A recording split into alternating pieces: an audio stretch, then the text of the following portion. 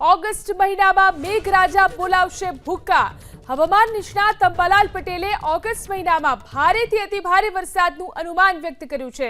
જો કે ઓગસ્ટના પ્રથમ સપ્તાહમાં વરસાદી ઝાપટા પડશે, પરંતુ 18મી ઓગસ્ટ પછી ગુજરાતમાં ભારે વરસાદની સંભાવના છે।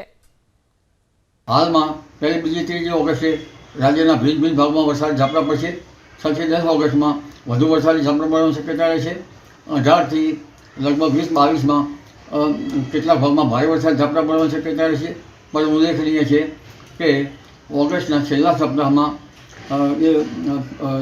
એમજીઓની સ્થિતિ લગભગ 12, 13, 14 જુલાઈથી મજબૂત થતાં જે વૈશ્વિક લેવલની સિસ્ટમ છે તેની અસર ભારત ઉપર આવતા બંગાળ ઉપસાગરમાં ડીપ ડિપ્રેશન બનવાની શક્યતા છે, જેની અસર અરબી સમુદ્રમાં પણ આવશે અને મુંબઈ, મહારાષ્ટ્ર, દક્ષિણ ગુજરાતના કેટલાક ભાગમાં 8 થી 10 ઇંચ વરસાદ થવાની શક્યતા રહેશે।